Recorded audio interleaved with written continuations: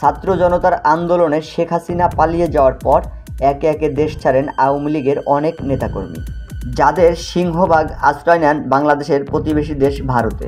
দেশে নেতারা অসহায় আর দুর্ভোগে থাকলেও অনেক নেতা আরাম আয়েশে জীবন পার করছে দেশের বাইরে। এবার লন্ডনে দেখা গেল শেখ হাসিনার সাবেক 4 মন্ত্রীকে। সেখানে কি করছে তারা?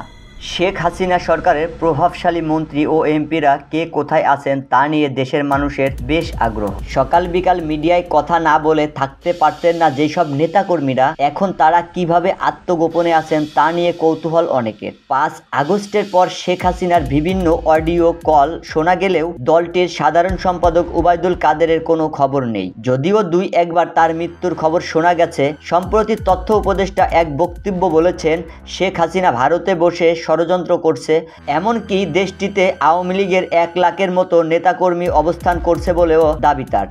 এখনও হাসিনা ভারতে বসে ষড়যন্ত্র করার চেষ্টা করছে এবং ভারত খুবই আনফর্চুনেটলি এই হাসিনা এবং তার যে সন্ত্রাসী বাহিনী ওদেরকে আশ্রয় দিচ্ছে। আমরা শুনতে পেয়েছি কয়েক লাখের কাছাকাছি আওয়ামী লীগের সন্ত্রাসীরা ভারতে আশ্রয় নিয়েছে। তাদের যদি মর্যাদা যদি আমাদের প্রতিবেশী রাষ্ট্র না দেয়, আমরা মনে করি এটা আমাদের জন্য খুবই দুর্ভাগ্যজনক। আওয়ামী লীগ শুধুমাত্র বাংলাদেশের জনগণের শত্রু, এই ভিন্ন এর কোনো পরিচয় নেই। এটা কোনো রাজনৈতিক দল না, এটা একটা মাফিয়া গোষ্ঠী ছিল, যে মাফিয়া গোষ্ঠীর প্রধান ছিল শেখ হাসিনা। যুক্তরাজ্যে এবার একসাথে আওয়ামী লীগ আমলের পলাতক সাবেক 4 মন্ত্রীকে দেখা গেছে। মঙ্গলবার 1 এপ্রিল যুক্তরাজ্যের একটি হাসপাতালে তাদের দেখা যায়। পরবর্তীতে তাদের ওই ছবিটি সামাজিক যোগাযোগ মাধ্যমে ছড়িয়ে পড়ে।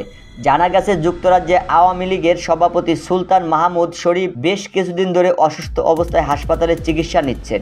চিকিৎসারত নেতাকে দেখতে মঙ্গলবার হাসপাতালে গিয়েছিলেন সাবেক ওই 4 মন্ত্রী। আওয়ামী লীগের প্রেসিডিয়াম সদস্য সাবেক মন্ত্রী আব্দুর রহমান, সাবেক পররাষ্ট্রমন্ত্রী ডাক্তার হাসান মাহমুদ, সাবেক মন্ত্রী খালেদ মাহমুদ চৌধুরী এবং সাবেক মন্ত্রী শফিকুর রহমান চৌধুরী।